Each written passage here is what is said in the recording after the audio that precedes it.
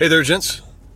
Welcome to another Truck Talk Thursday episode here on the Wolf and Iron podcast. It's great to be talking to you guys. If you're just tuning in to Wolf and Iron for the first time, maybe this is the first podcast you've listened to and you're going, what is happening here? This guy sounds like he's in his truck. And in fact, I am. Wolf and Iron is all about helping men heed the high call on their lives. And while that's a big thing, sometimes that happens in the small kind of ways, like when we're just driving around in our truck, having a conversation about whatever's on our mind. And you never know, but when you're talking about something, it comes rather naturally to you. It may stick with somebody else. And if you heard that rolling around, that would be my son's microwave. I just made a trip, down to South Carolina to pick my kid up from his first year of college.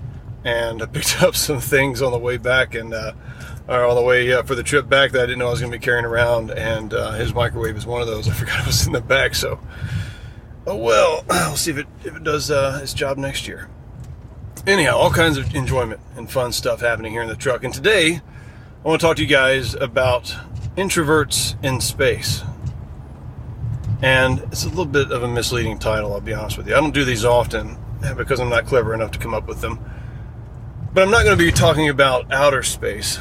I'm just talking about space in general. And I think I've stumbled on some ways to explain introvertedness that may be helpful. And I think other introverts, as many of men are, you guys will pick up on this and you'll go, yeah, that hits home. That kind of describes me. I haven't quite got it 100% thought out.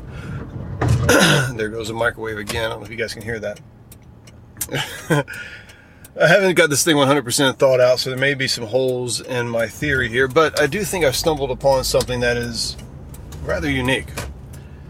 And a lot of this comes from, as we do introspection on ourselves, as we're growing as men, some of the things we think about is, why am I the way I am? And hopefully part of this journey you'll find out whether you're an introvert or you're an expert, and as long as you're one of those two things and you're not a pervert, then you're on the right track. It's okay to be one or the other. But if you happen to be an introvert, it can be sort of a misunderstood labeling of sorts. A lot of times people hear introvert and they think reserved and shy, but that's not really it quite at all. Shyness is its own kind of thing. And neither does extrovert mean that you just want to talk to everybody like crazy. And me in particular, people a lot of times may have a hard time recognizing that I'm an introvert at first because I do podcasts and I do videos and I do other kind of social media things, and so I'm putting myself out there in a lot of ways. I don't mind. I actually like being on people's podcasts. I love interviewing people for my podcast. I like recording the videos and interacting with people and things like that, but it does take its toll over time. I like speaking to people and teaching and doing things like that, but there is that part of me that just gets really drained when that happens. And it's sort of a strange feeling if you're an introvert, but you do extroverted type of things. Because on one hand, you really enjoy these extroverted aspects of yourself.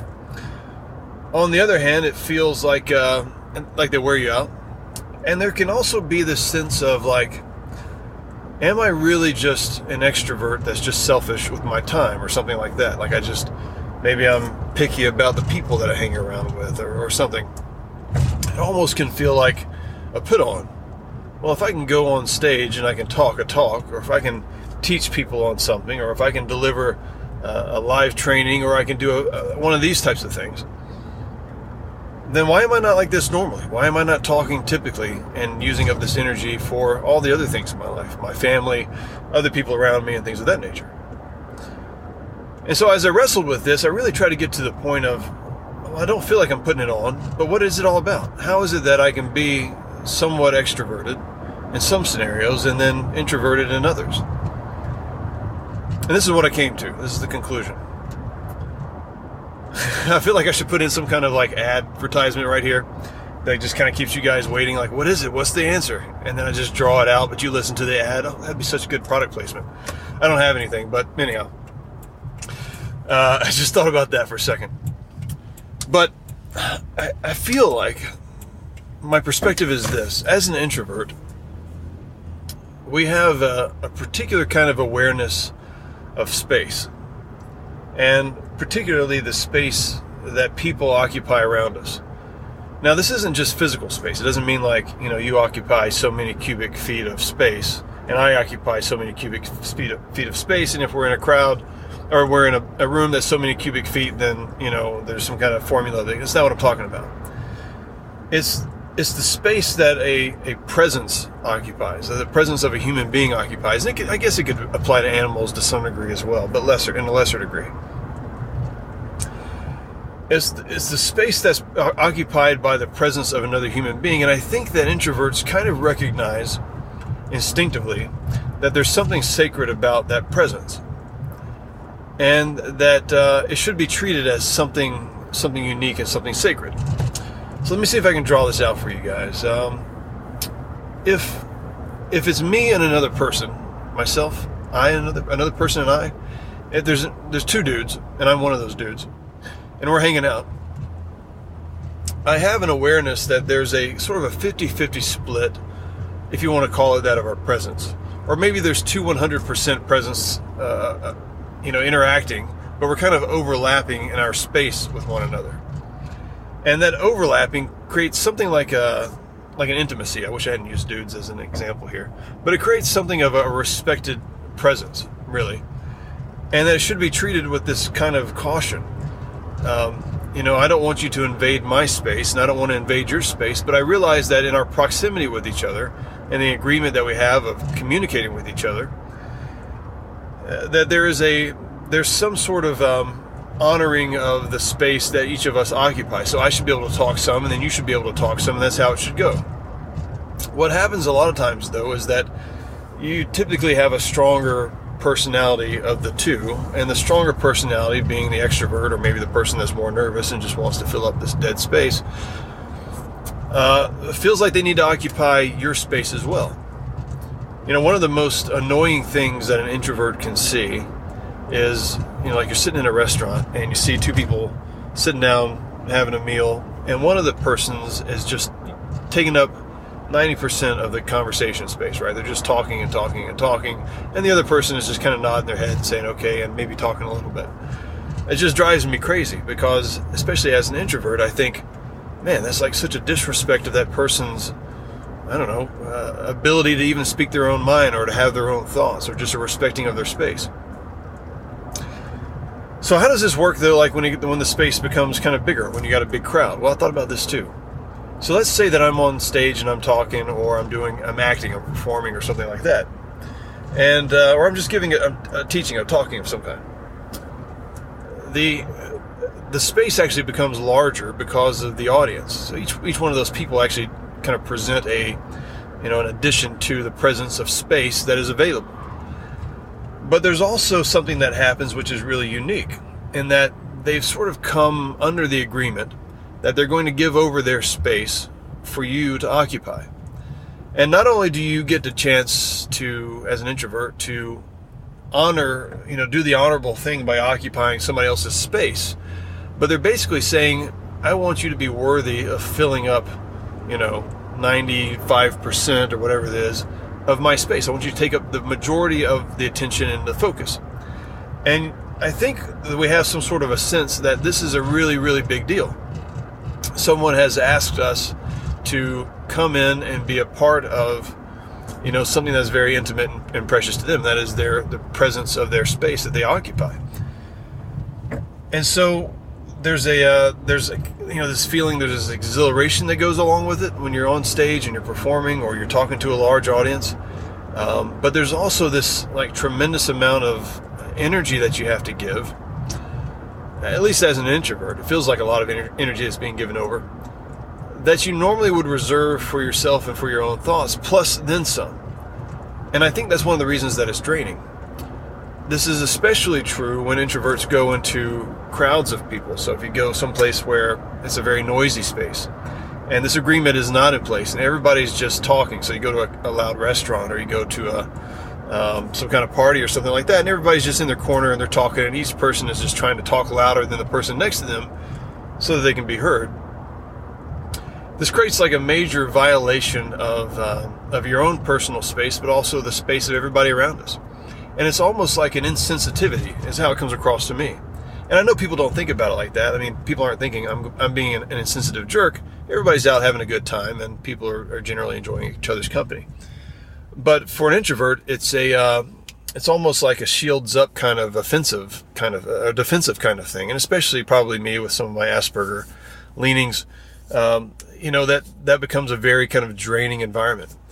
It's a different kind of draining though than like if I'm speaking or I'm trying to give my all in a performance.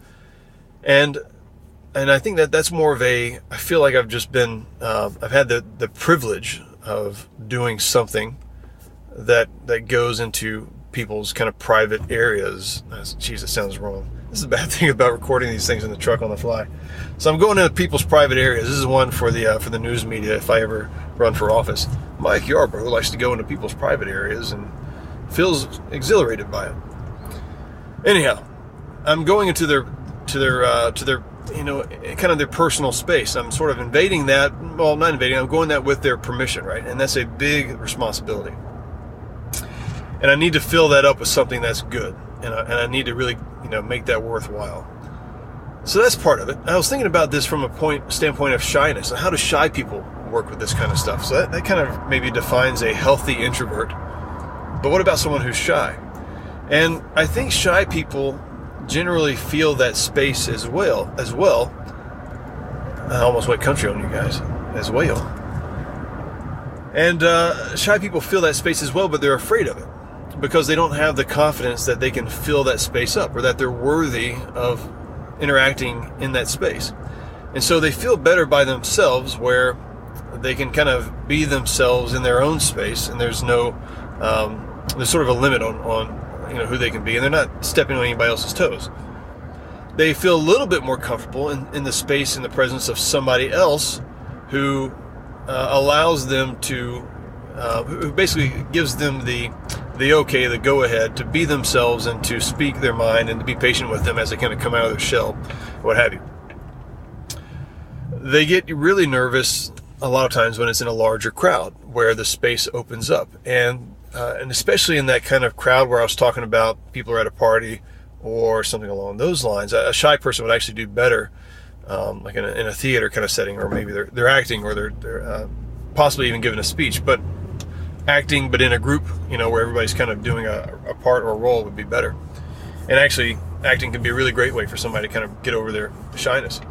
But especially in those environments where it's like 10 people talking and everybody's just trying to have their say and everybody's trying to one-up each other for the next, the cool story or the relatable story and that kind of stuff.